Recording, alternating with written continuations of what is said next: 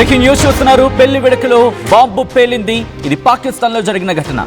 ఈ ఘటనలో 10 మంది మృత్యువాత పడ్డారు. 30 మందికి తీవ్ర గాయాలయ్యాయి. వాళ్ళ పరిస్థితి ఇప్పుడు ఆందోళనకరంగా ఉంది. పాకిస్తాన్లోని ఖైబర్ పఖ్తూన్ఖ్వా ప్రావిన్స్ లో ఈ ఘటన చోటు చేసుకుంది. దానికి సంబంధించిన బ్రేకింగ్ న్యూస్ చూస్తున్నారు. This is a disturbing content. Video description is highly advised. ఈ కథనం మిమ్మల్ని కాస్త కలవరపరచొచ్చు. అయితే మిమ్మల్ని కలవరపాటు గురి చేయడం ఆర్టీవీ ఉద్దేశం కాదు. కానీ ఇటువంటి కథనాలు చూసినప్పుడు కాస్త కలవరపాటు గురి అవకాశం ఉంటుంది. కాబట్టి దీనికి సంబంధించి తగిన జాగ్రత్తలు తీసుకోవాలని ఆర్టీవీ సూచించడం జరుగుతోంది. ప్రభుత్వ అనుకూల నేత లక్ష్యంగా ఈ దాడికి పాల్పడినట్టుగా తెలుస్తోంది.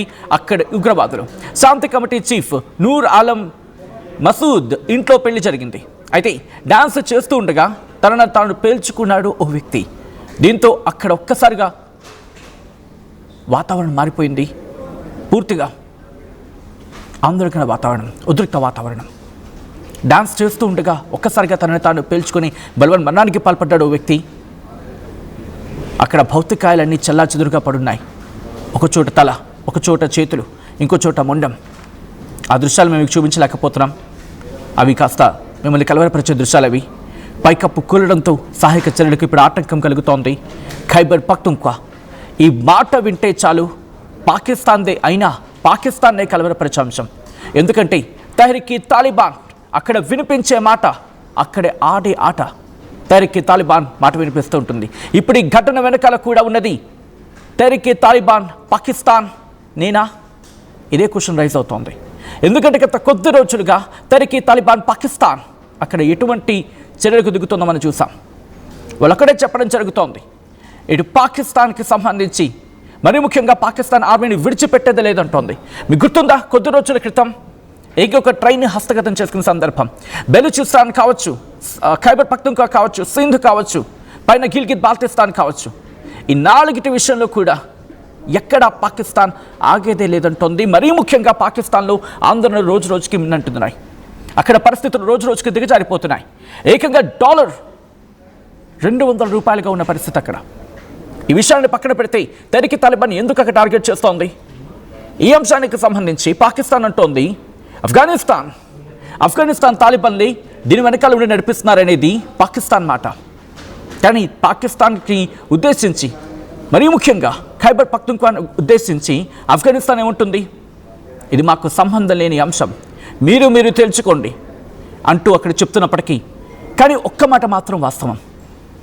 ఇటు తెహ్రీక్ తాలిబాన్, పాకిస్తాన్ ఆర్మీ ఇద్దరి చేతుల్లో చచ్చిపోతుంది మాత్రం సాధారణ పౌరులే, కామన్ మ్యాన్.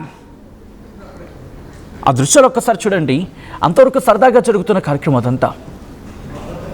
వాళ్ళంతా డాన్స్లు వేసుకుంటున్నారు, ఎంజాయ్ చేస్తున్నారు. అఫ్కోర్స్ మ్యారేజ్ అంటే ఎవరికైనా పండగ లాంటి వాతావరణం.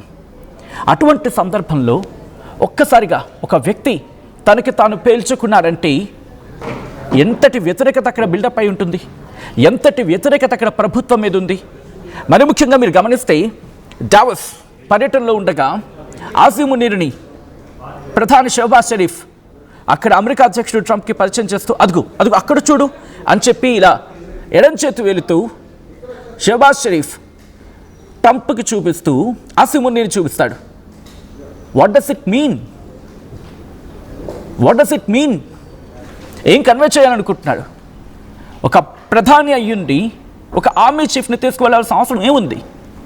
అఫ్కోర్స్ ఇప్పుడు తనకి పొజిషన్ కూడా పెంచారు, త్రివిధ దళాధిపతిగా, సో కాల్డ్ త్రివిధ దళాధిపతిగా. But what does it mean? కనీసం తన దేశంలో ఉండి తన పౌరుని రక్షించుకోలేని వ్యక్తి ఆ దేశానికి సైన్యాధ్యక్షుడు, సో కాల్డ్ సైన్యాధ్యక్షుడు. And the prime minister Shahbaz Sharif, he's also so called prime minister.